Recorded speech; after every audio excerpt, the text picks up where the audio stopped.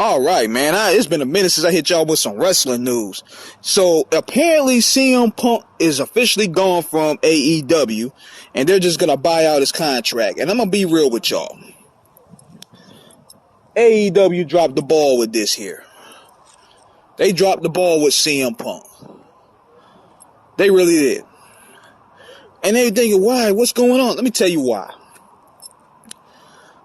At the end of the day, CM Punk, whether you love him or hate him, is still a draw. He's still a draw. Now, knowing that you're going to be bringing ex-WWE talent, a lot of guys that were already a part of the AEW orgies are going to feel a sort of way.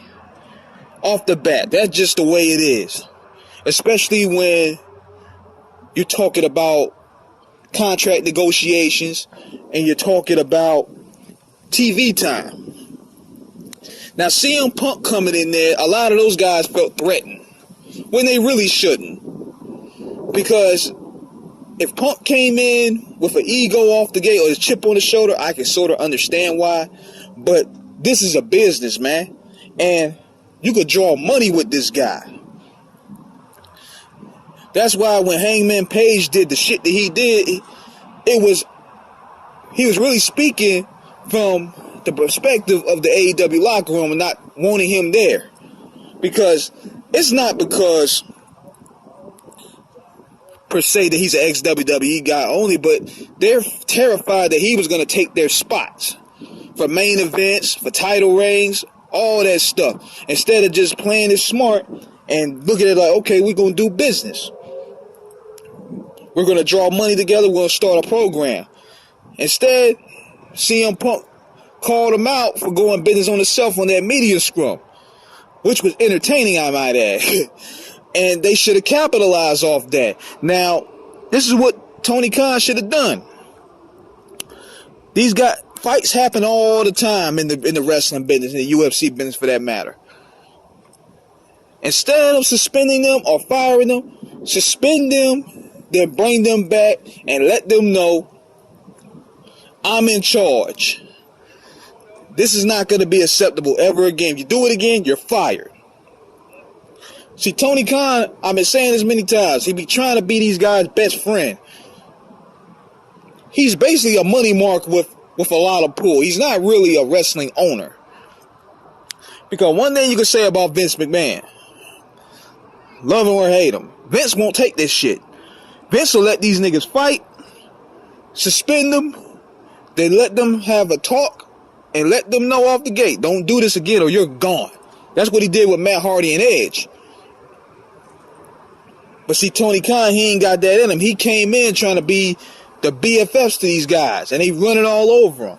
Now, instead of setting that mode in the middle, he just let Punk shoot. Now, he could have told him after, like, look, man, I didn't appreciate a lot of that stuff you saying about I'm trying to run a business. This is my company. You work for me, buddy. So, if y'all got to fight, y'all fight it out. Then we gonna shake hands and we gonna do business and bygones be bygones. That's how Vince McMahon did it with Brett and Shawn. He suspended both of them and they came back because at the end of the day he realized that he needed them. Tony Khan getting rid of them like that is not gonna help.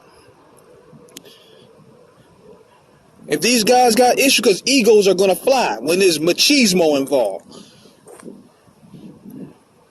Egos are gonna flare. Fights are going to happen. That's the wrestling business. So he should have just went ahead and suspended them and brought them back in a month with new rules and regulations. Instead, it's looking like he's having a total meltdown and he don't know what he's doing. But you can tell from the gate that a lot of those guys didn't want Punk there, from MJF to Eddie Kingston, because it was cutting in on their TV time.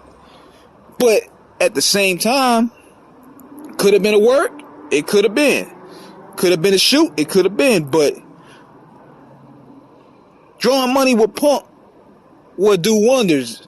Now, I'm going to be real with y'all. I'm keep it 100. I haven't really watched the AEW episode since. CM Punk was actually the guy I was tuning in to see, for that matter. I appreciate them. I give them credit for trying to build new talent, but man, you gotta get these guys known to where they can draw money with known faces. That's why I love the MJF CM Punk feud. That was dope. That was dope. And I'm pretty sure they could use Daniel Bryan to do it, but they still should have went ahead and just suspended those guys and brought them back within a month with new rules and regulations. That will solve all the problems. And that will also set the tone for what to take in the locker room. Because now what it looks like, since Vince McMahon is gone, a lot of AEW talent is trying to run back to the WWE. A lot of them are trying. And they're testing Tony Khan. Are you going to be a man of your word and let these guys go, or are you going to slave them? He should have prepared for this. And this is where he should have had the old school veterans, like Arn, like Martin Henry, like Big Show. You put those guys out there to handle these guys' egos. What do you got them on the payroll for if they're not really doing anything? You need these old heads out there to handle that stuff. Arn Anderson, Dean Malenko, Jerry Lynn, all those guys can handle that. Regal. Why you got all these guys here and you're not letting them be the old school enforcers to talk to the talent? If anything, another thing there's a problem too with Heyman Page, and CM Punk was right about that.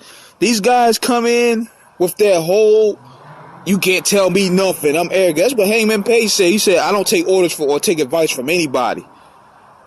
And I'm like, dude, you need that, man. Because nobody's buying no Hangman Page merchandise. You could go to 10 people right now. They can't even tell you who Hangman Page is. So you need, if anything, to learn how to draw. You could draw money from CM Punk. Instead of coming with this arrogant shit, he could have went ahead and be like, hey, man, I'm a new kid. I'm new to this stuff. Show me the ropes of what made you a draw. Like, what did you go through that I don't have to go through? Like, give me the game. See these guys come in from the elite and all them. They come in thinking they don't need anybody, and that rub Punk the wrong way, because Terry Funk, he soaked not Terry Funk, but CM Punk, he soaked his from Raven. He soaked his from Terry Funk. Raven put him over like $1 million with that Ring of Honor feud in 2002. So for Heyman Page, a guy that hasn't drawn a dime, hasn't sold merchandise, to say he don't need to take advice from anybody, that's pretty hilarious. I'm glad Punk called that out, because a lot of people in that locker room got that same mindset. It probably was a situation that Punk wanted to look out for the young guys and try to help them out, but they didn't want his help. So he just said, all right, I'm shooting on y'all. But we're going to see where this goes. I mean, they got Moxley as the champ, and he's really dedicated to being the face of the brand, so we shall see where it go. But firing those dudes, they dropped the ball on that one, for real. They dropped the ball on a lot of their draws. So we shall see where it goes. So this is King Eric signing out. Holla.